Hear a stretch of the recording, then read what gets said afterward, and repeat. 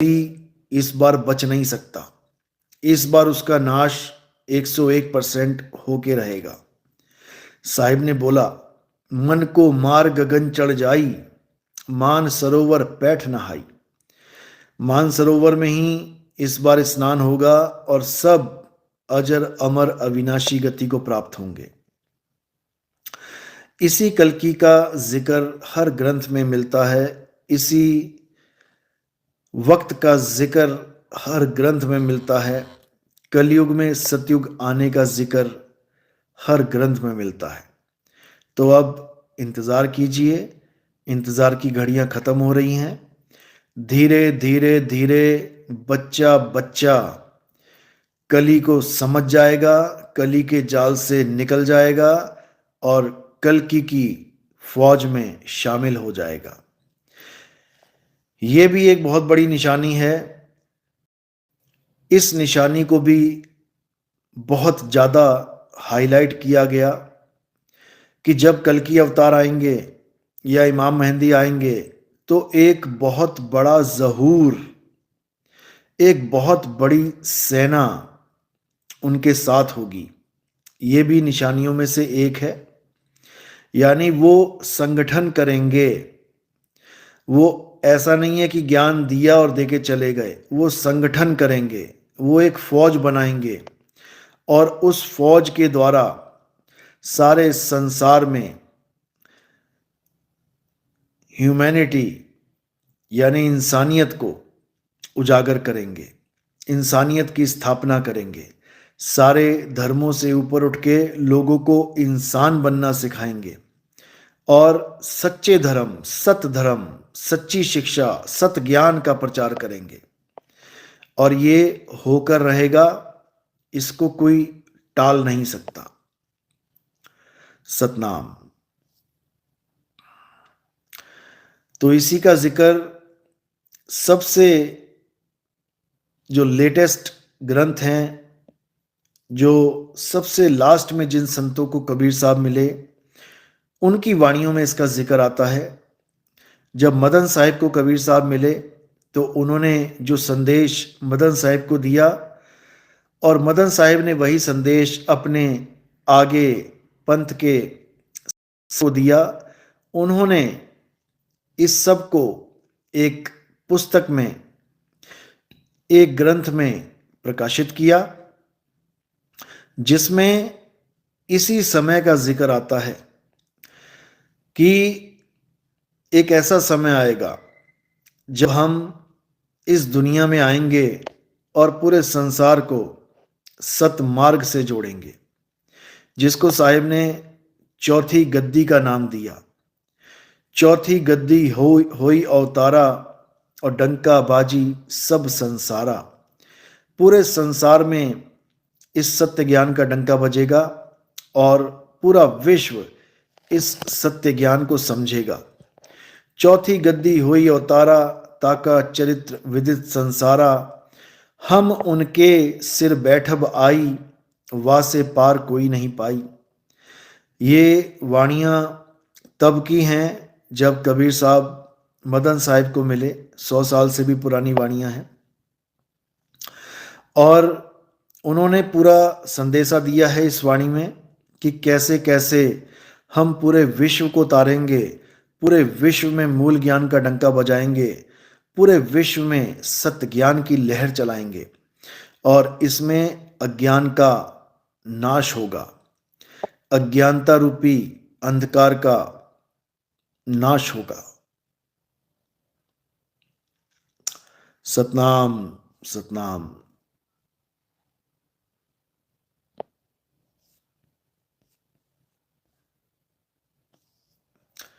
तो अब इस मूल ज्ञान को, इस सत्य ज्ञान को अच्छे से समझना है, क्योंकि मेरे भाई ये आखिरी मौका है। ये इंसानी जन्म में आखिरी मौका है।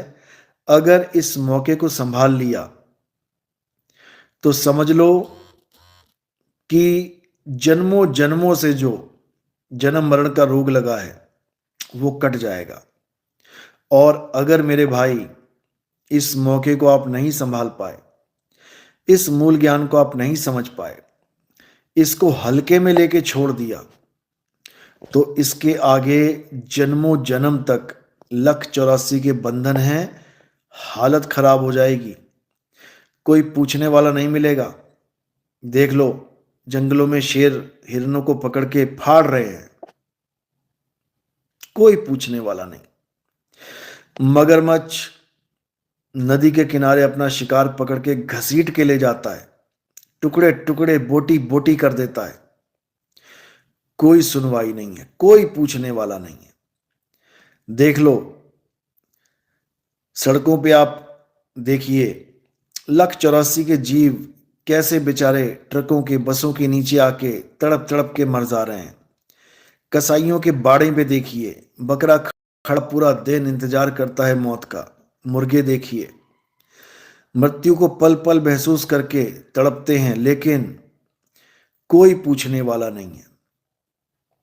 इसलिए मेरे भाई, ये इंसानी जन्म बहुत अनमोल है, ये बार बार नहीं मिलेगा, इसको लेखे लगाना है।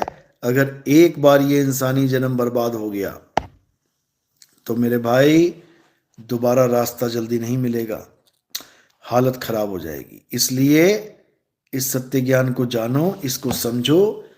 इस सत्य ज्ञान का उद्देश्य केवल एक है, आपका जन्म और मरण खत्म हो सके, इसके अलावा और कोई उद्देश्य नहीं है।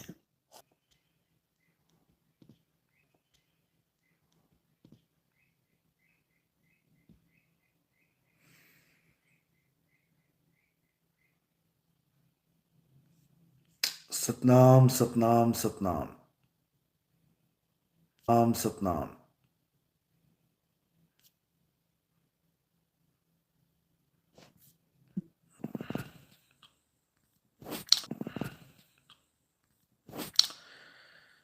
दास महल साहिब बंदगी सतनाम। अंकित कुमार सतनाम साहिब बंदगी। सुनिधि पाठक सतनाम सतनाम सतनाम। नंदुदास जय सतनाम। सतीश कुमार साहिब बंदगी सतनाम। गुरु शरणम जय सतनाम। जय सतनाम।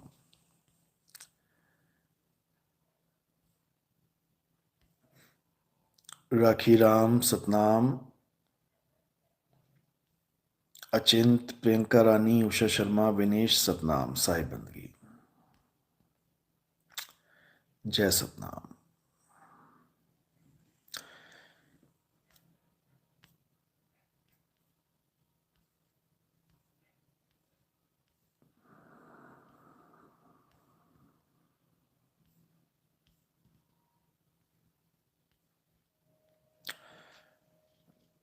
तो इसी को अच्छे से समझ जाना है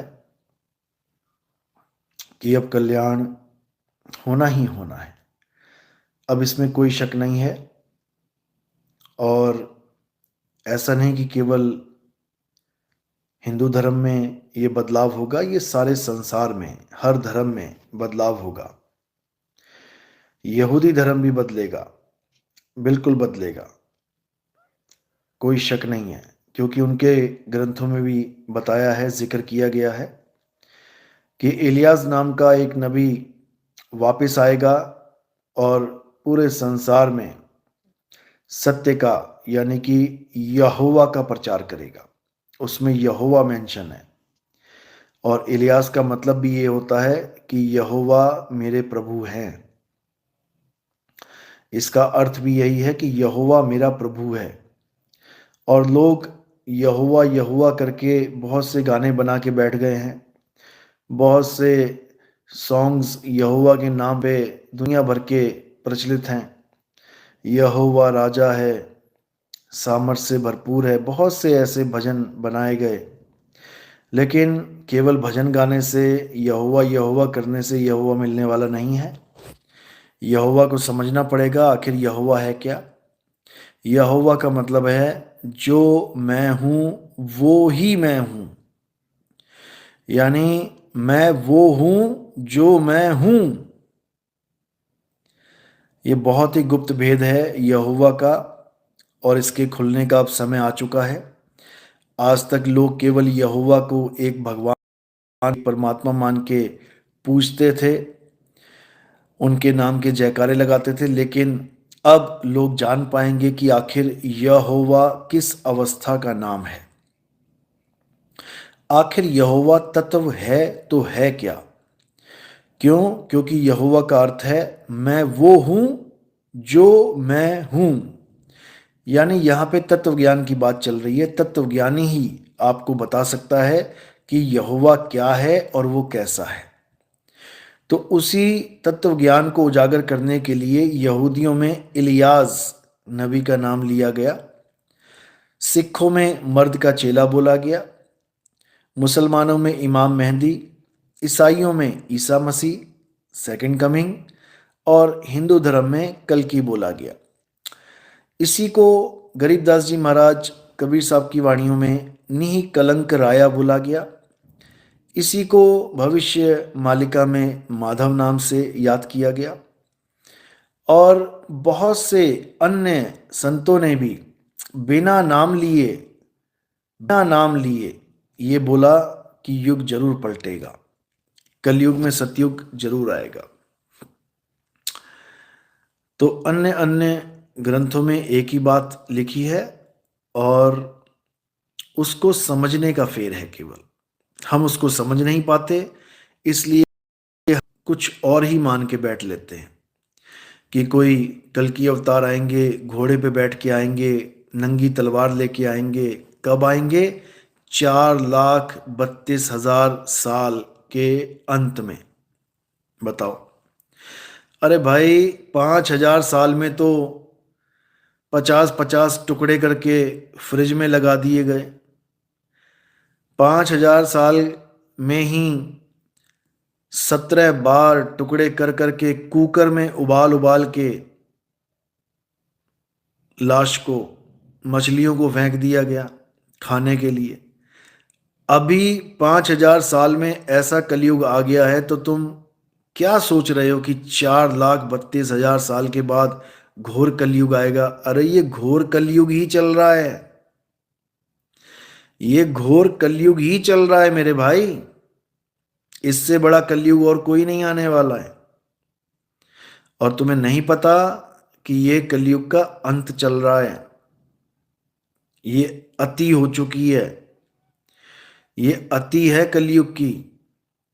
अब कलयुग में सतयुग का आगमन होने वाला है और जो लोग सत्य को जानेंगे, सत्य को पहचानेंगे, सत्य से प्रीत लगाएंगे, सद्भाव में रहेंगे, केवल वही सतयुग में एंटर कर सकते हैं। बाकी के बस की बात नहीं है। बाकी सब कली काल के जाल में फंस जाएंगे और बार बार जन्म मरण में धक्के खाते रहेंगे। कोई बचाने वाला नहीं है, समझ लो इसको।